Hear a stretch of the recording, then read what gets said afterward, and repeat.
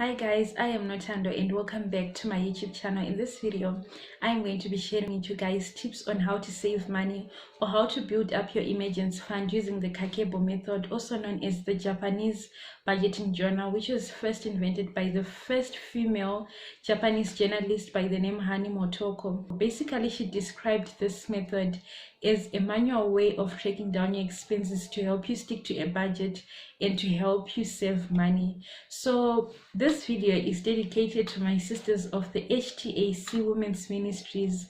Thank you so much guys for giving me the opportunity to present on saving money and on budgeting. I hope you get to learn something from this video, and I also hope that I get to learn things from you in the future.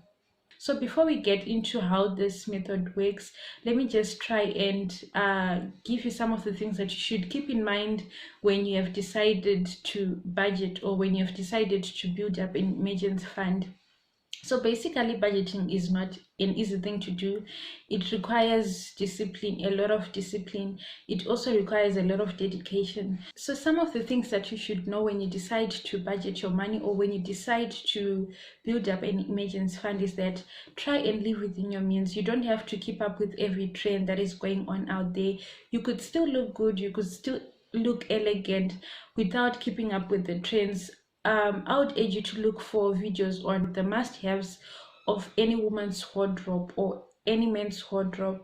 Things like a black jacket, it's a must-have. For ladies, a black little dress, it's a must-have. If you research on these things, you could still look elegant but on a budget. The other thing that I would urge you is try and budget your money before being paid, or try and budget your allowance, be it the money that you get from your parents, before being paid. This will help you to focus on the most important things like fixed expenses before you buy things that are really not important. So in other words, I'm trying to say this will help you avoid impulse buying. And then for the ladies, I would urge you to make thorough research on the products that you buy before buying them. Things like facials, things like hair products. I am a good example. At some point in my life, I bought a facial cream that was so expensive and it was not compatible with my skin. I ended up having a facial breakout and I just had to leave that cream and stop using it, because you can't keep using something that you are allergic to or something that you are reacting to. So before buying your facials, before buying your hair products, try and research and see if they are compatible with you. The other thing that I would also advise you is that whenever you see something that you like, be it a jacket or be it a new pair of shoes or be it a dress, don't rush and buy it. Go back home, add it on your bucket list, think about it. If you still want to buy it after a week, I would urge you to answer questions. Do you really want it? Probably the answer will be yes. Can you afford it? If the answer is yes, you move on to the third question, which is it a need or a want? There's a huge difference between a need and a want. A need is something that I consider more important than a want. So if you consider it to be a need, then you would move on to the last question, which is there something that is of more priority for you to buy than the pair of shoes that you want to buy?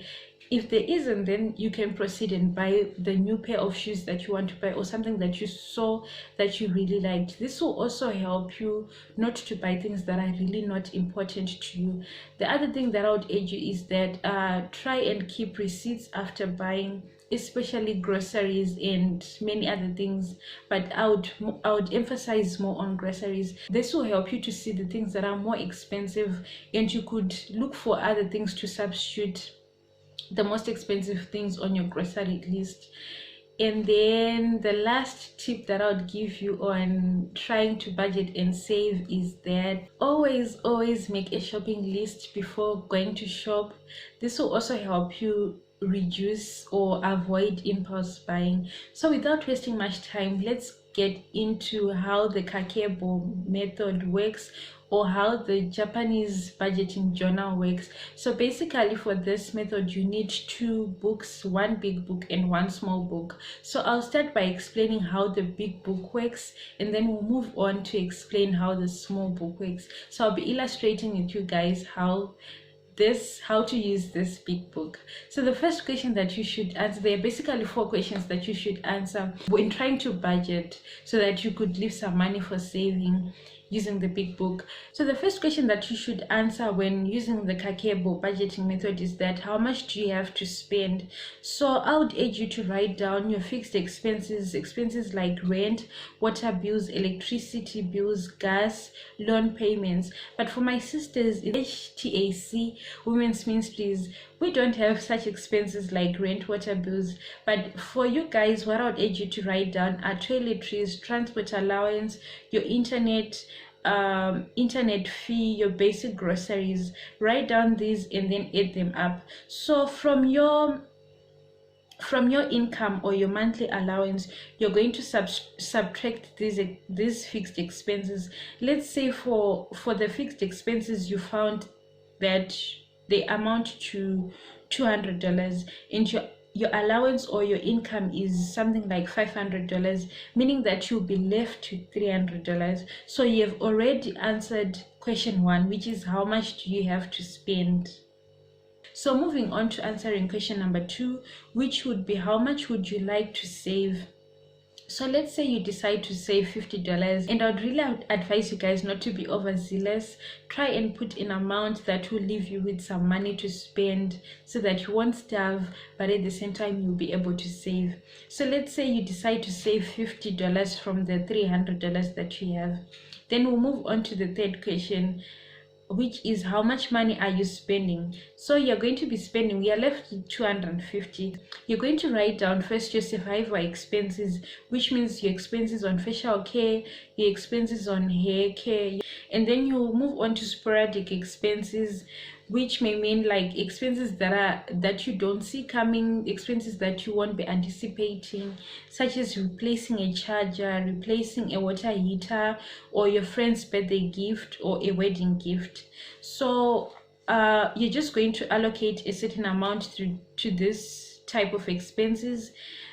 The good thing about allocating an amount to this type of expenses is that sometimes you don't really have to use this money. So you could save this money so it can grow and give you more money in the future.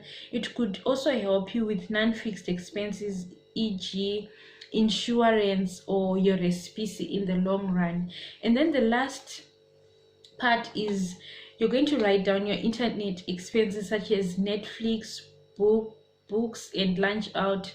You're also going to allocate a certain amount of money to these expenses, and then you would add up, try and divide the 250 probably in 4 months, in 4 weeks of the month, so that you have a certain amount of money to be using per week.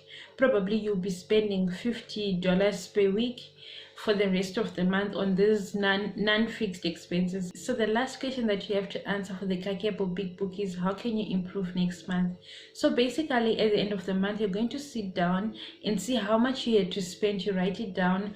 How much you spent for the whole month, you write it down. Did you spend too much, and in which categories did you spend too much? Probably you spent too much in entertainment, you spent too much on like eating out. You're going to opt on eating more at home so that you can save more money. So the last part of the Kakeibo method is basically the small book. In the small book, you're going to be writing down each and every expense that you incur every day. So let's say for Monday, I go out, I take a taxi in the morning. I'm going to write down in the small book that I took a taxi, and it was 100 dinars. If I ate lunch out, I'm going to say I ate lunch and it was 400 to 500 dinars. If I bought vegetables, I'm going to write down I bought vegetables, there were 500 dinars. So it will help you to see where your money is going, in which categories you're spending more money. It will also help you to reduce unnecessary spending. So at the end of the day, you're going to sum up, or at the end of the week, you're going to sum up and allocate this money in different categories and see in which categories you're using a lot of your money. So that's it guys for today. Thank you so much for joining me. I hope you enjoyed this video and I hope you learned something in this video. Just know that saving can be hard in the first month. You have to keep trying, keep being consistent, keep being disciplined. If you like this video, go ahead and give it a thumbs up. Remember to subscribe, share, comment, and see you in my next video.